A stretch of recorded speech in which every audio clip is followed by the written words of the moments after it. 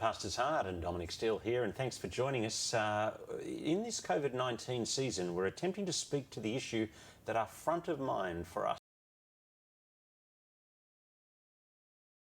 Issues of church seating, and my guest, the Bishop of South Sydney, Michael Stead. Earlier this week, actually, the issue of the moment is how do we fit the maximum number of people in our churches? We've had this roadmap from the Australian Prime Minister Scott Morrison indicating there's going to be a moment, potentially mid-July, when meetings of up to 100 people will be allowed to take place in Australia. Michael Stead is the Bishop of South Sydney, and Michael, you have been thinking through these nitty-gritty issues and the whole 100 limit on church buildings, and there's lots of practicalities to talk about, and we're going to come to them in a moment, but the pastor's heart first. And what has God been doing on your heart in this season? It's been a really strange season. I find Sunday mornings so difficult, to be honest. Mm-hmm. I'm really missing gathering together with fellow Christians more than anything else. So during the week, I actually feel energised and I know what I'm supposed to be doing. But on Sunday morning, there's a real sense of loss and of lack. And when I first heard about the 100, I thought, fantastic. We were raring to go last Friday afternoon. And my enthusiasm has been tempered as I've thought about the implications. We'll come to that in a moment. But I think that's God has really impressed upon me the importance of the local gathering and how much I'm missing it, and I guess how much we're all missing it. So we're longing for the day, but we're in this sense of not being where we should be, and sensing that particularly around gathering. When did it start to dawn on you that it wasn't going to be as good as we hoped it might have been? Well, it was actually as soon as I looked at the roadmap and I read the subtitle under the government's roadmap, and it said subject to physical distancing rules. And then I thought, this doesn't mean what we think it means, because for many of our churches, 4 square metres per person and 1.5 metre physical distance apart is actually going to be quite a limiting factor. Many of our churches aren't going to be big enough to house 100 people. Mm-hmm. Now, I was with you at a meeting of ministers. Well, we were Zooming together at a meeting of ministers yesterday morning, and you showed me a couple of diagrams which I immediately rang you up and said, can I have those? But you brought them in here. I have, yeah. And so take us through the logic of how that all plays out in different sorts of church buildings. Yeah, I'll take us through a series of steps. So the first step is to say what would be the maximum capacity of a normal church. I've picked a hypothetical church which has got 20 metres by 10 metres as the seating area in the church. So what's technically known as the nave. Now we should say, because a lot of people listen to us on the Pastor's Heart, and I mean the vast bulk of our audience is people listening to us on this program. This is one that you actually want to watch. So if you wanted to skip over to thepastorsheart.net and tune in and find us there, or go to the Pastor's Heart YouTube channel or watch us on Facebook, you want to be watching this. Now, we'll put that diagram up on the screen that you were talking about, Michael, and then, so we've got a normal church there with 10 metres by 20 metres, conventional size and conventional size. And historically, pews are 92 to 95 centimetres apart, just a bit over 3 foot apart. And so that means you can fit 21 rows of pews in 20 metres, 10 people a pew, 210. So 200 square metres, 210 is your typical maximum capacity for that hypothetical church. At the moment you then say, yes, but you have to have 4 square metres per person, that's cut drastically. And the next slide will show exactly what that looks like. Okay, 4 square metres per person, 20 metres. Okay, how many do we get then? 50. So if we go from 210 people down to 50 people. 50. Well, we knew we had to be under 100. Yeah. But you're actually saying for many churches, many church buildings, when the government says. That's right. I think for typical Anglican churches, that's probably the kind of seating area that they've got. They can probably get 50, maybe 60 people into the nave of the church. But it's actually worse. It's worse than that, because for many, so that's the ideal, which I think we have another slide for, is if you're able to space people out so that everybody gets their little 2x2 square. And I guess your problem is pews. That's exactly the problem.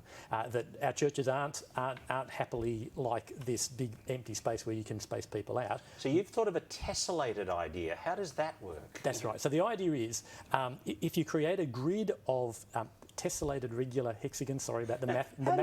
How how did you get this idea? Where did that come from in your head? I'm a maths nerd kind of guy, and I just happen to know that regular hexagons stack really nicely. It's the whole beehive thing. They're actually quite structurally sound, but let's leave that aside. Anyway, what it turns out is it's actually quite a good way to calculate available space, particularly when you have to work around constraints. So my idea was create a grid of tessellated hexagons. Each one is 4 square metres, so that's our 4 square metres per person, and then you overlay that over the top of your church. So we can do that, I think, graphically. Okay, there we've put the tessellated hexagons on top of the pew layout of a traditional church. Yep, and then the last thing I did is I literally went through and I just dropped little people onto each of the hexagons, and I found that I could, stretching the boundaries just a little bit, get 48 people. So if my theoretical maximum was 50 people in that space. That's pretty good. Yeah. Now, I have to confess, I actually fiddled the size of my church to get the most people in. So I chose 20 by 10 because I worked out that was optimal for the shape of the hexagons. Most churches aren't going to be quite so good as that. But it gave me enough confidence to think, yeah, if the theoretical maximum was going to be 24% of my normal maximum capacity, the actual capacity using this hexagon model is probably going to be 22% or something like that. Now, inspired by you, I went to the diagram of our church building, and we'll put that up on the screen there, and we're in a slightly better position. You're better than most. For 2 reasons. You don't have pews, and secondly, you've actually got quite a deep, like both a wide and deep seating area. Yeah, so our auditorium is 22 metres by 17.8. Yeah. Now, I worked out that in theory is 96 people, but there's a little, it doesn't actually work out totally optimum. So in the auditorium, we could go for 77. Yep, yeah, that's right. Now, okay, where does that leave churches in Australia?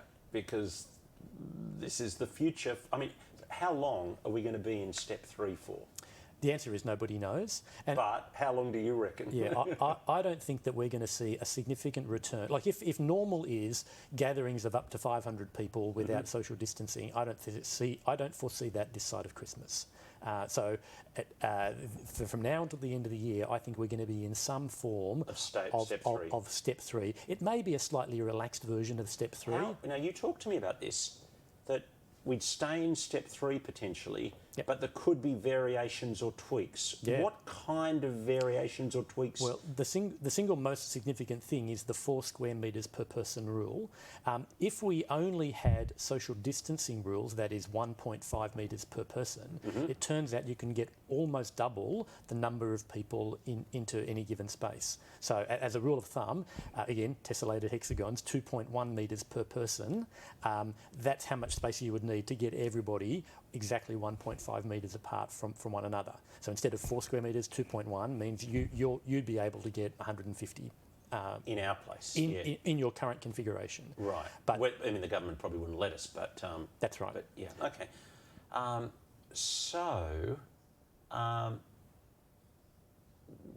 We're looking at this. We ought to all be thinking creatively, looking at our floor plans, thinking about our floor plans right now. And indeed, the kind of thing that you've been doing, which is to think, well, if I can only get 76 or 7 people in the main auditorium, what else could we do?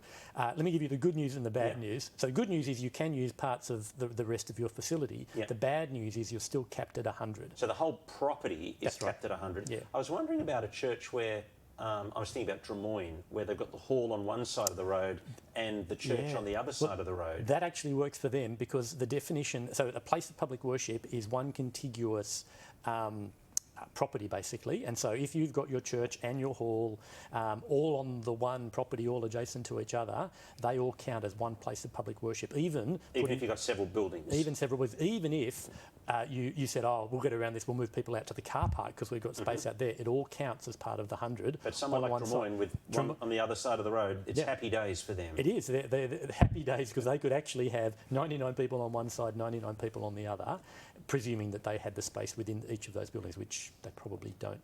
Now, I'm thinking that there are 3 sorts of churches. There are churches where they can fit the congregation.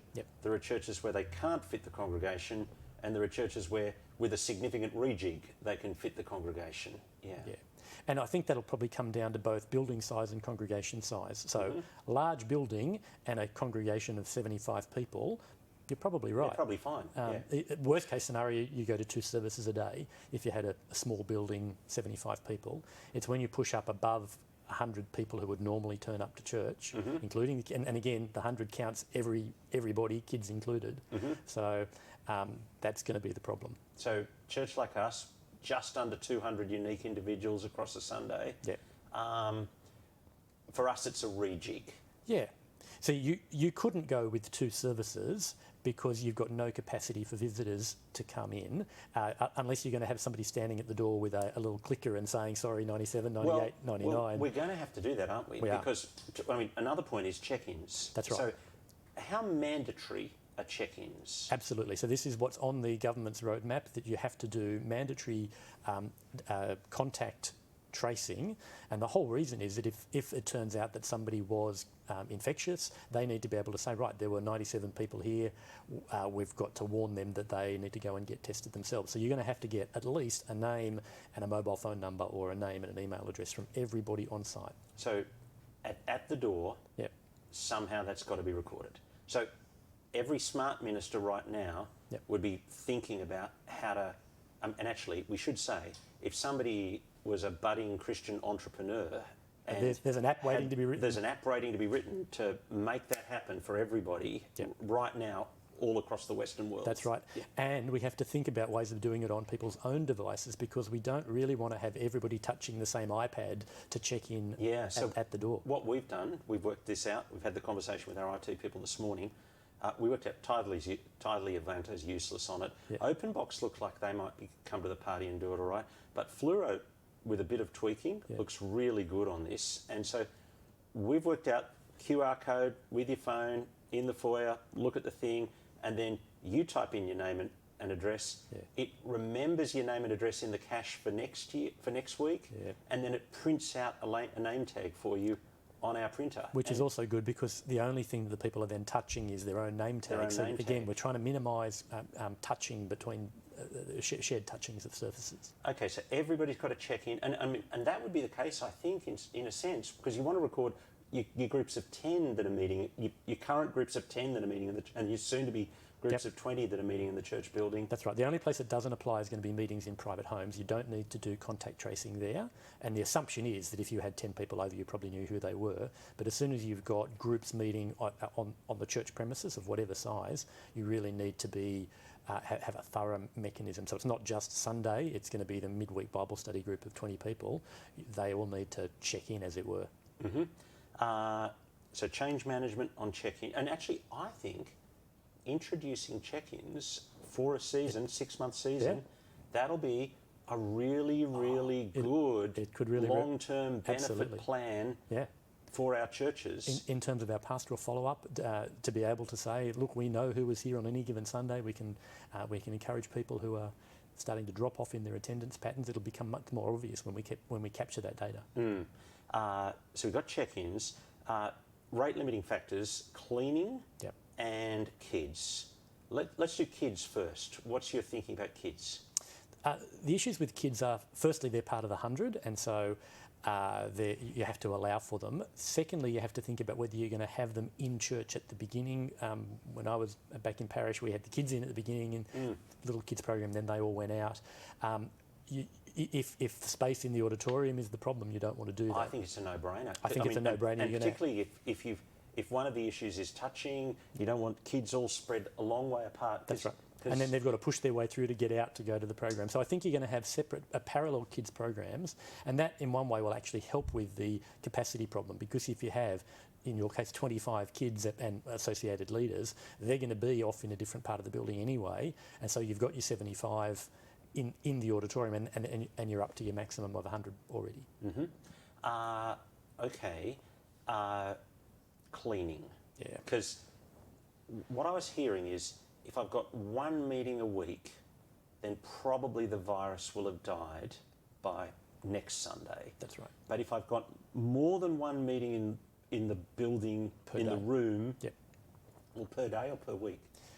We're suggesting if you have two church services a day, you should clean between them. If you have 3, you're going to have to clean twice. What if I've got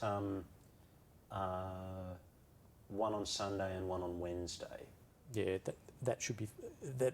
I would just say just regular cleaning. So I'd be more worried about cleaning doors and high contact areas, less worried about a chair that sat there for 4 days. And as you think about the cleaning that I need to do between my early morning service and my late morning service, what kind of clean are you thinking? We're following the guidance that the WorkSafe Australia are giving to employers about cleaning the workplace, and that means wiping down all hard surfaces with a disinfectant, so the little disinfectant wipes. So that would literally mean wiping down every chair that somebody has sat on. And I'm thinking it'd be really good if we put a little slip of paper saying cleaned at 10:45 Sunday morning, so that when the person walks in, they're feeling like they've got my back here. Like the thing in the hotels that they stretch across the toilet. Right. Yeah. Hygienically cleaned by Dominic. Yeah, that's right. That's exactly right. Little kiss heart there. Yeah, so I think that would be good to give people the confidence that this is a COVID-safe environment to be in. The latest research on this suggests that the real dangers are, for us as churches, is having a whole lot of people in one place breathing out potentially infected breath that's going to hang in the air. The longer the gaps between services, the less airborne particles we have to worry about, and therefore it's only the particles that have fallen down onto the seat, and they're going to die within a period of time anyway. It's when we have a building used in high rotation where there's still a lot of airborne particles. So my other advice would be, where you can separate out in time your 2 morning services, don't do the 8 a.m. followed by the 9:30. Try and have... The more space you can have, the better. The more space, the better, just to give a chance for any airborne particles to fall out of the air. Right. So just to get clarity, churches are 500, even though when we go to the 100 limit, really it's likely that they're going to stay streaming. Yeah. I think a number of those churches that I've spoken to, they've suggested what we're going to do is put on a single Sunday service, which is going to be for the people who just can't make the transition. Really for the weaker brother. Yeah, for the weaker brothers and sisters. It probably will be more traditional. It might be a weekly communion or something like that. It'll be something that those who can't participate online, we want to look after them, but it won't be an opportunity for the church body as a whole to get back together. The churches in rented properties, they're going to struggle. I mean, nobody's going to want to have a rented group back in there. Particularly Department of Education, so churches in schools, those kind of things. I think that's going to be a really difficult season. I think if I were the Department of Education, I wouldn't be encouraging external hirers for a while. So that's going to be a real limiting factor for churches in that situation. I've heard a little bit of a whisper of people kind of talking about rostered church attendance, of coming 1 in 3 and watching online. Have you heard any chatter on that? Yeah, I've heard a few people suggest that. I'm not sure that it's a great idea. I don't think it's going to work, yeah. No. I just thinking through the dynamics of it, I can't see how that's going to work. You're either going to make a transition where you can go back to something like normal church if you're small enough, but if you're medium to large, it probably is going to be a season of staying apart. Have you heard of any churches thinking, well, okay, I could get away with 3 churches on Sunday, we could do 3 on Saturday, potentially other times in the week? Have you heard people thinking laterally like that? I think people are trying to work out those options at the moment. I haven't heard of anybody that's actually committed to those kind of plans. My own thinking is very early days. Yeah, my own thinking is that this may well evolve once we get into step 3, and it may be that we hope and pray that when we get to step 3 that there's no continuing outbreaks of infection. It looks like we've still got it under control. The government may well start to do those relaxing, that 2.1 that you were talking about. That would be the single biggest change, is if we drop the 4 square metres per person rule, a whole lot more churches can consider going back into their buildings. Mm-hmm. And I guess you can't start talking to the government about that now. No. I mean, as it is, the New South Wales government hasn't released any details apart from step 1. Mm-hmm. And so our information at this point in time is our best guess based on the available data. But I'm guessing, because you guys have now done, you've bishopy type people, have done a few rounds with the government of negotiating things. You've actually worked out who to talk to and built some relationships and things like that. Yeah, the religious leaders get a weekly briefing from the Assistant Minister for Health, and it's a two-way briefing, so we get to come back and say, no, those rules just aren't working. So we've been able to thankfully see some accommodation to the concerns that we've been raised. So yeah, I think we will be able to continue to have input with the government. What concerns have you got going forward? I think my concerns have to do with ongoing congregational health into the future. I want to hope that this season of online church doesn't turn our parishioners into consumers who have got used to the idea of not having to get out of bed on a cold winter's morning and not have to serve on the morning tea roster because there is no morning tea, and they've suddenly got quite used to the idea of I just sit up in bed and I watch church in my pyjamas, and then suddenly when we move back to real church, and it is, let's call it what it is, what we're doing is it's not real. It's not real church. When we move back to real church, my fear is that we're going to lose people on the way back. And it wouldn't be that we're going to lose people completely, it's just we'll see a drop in attendance.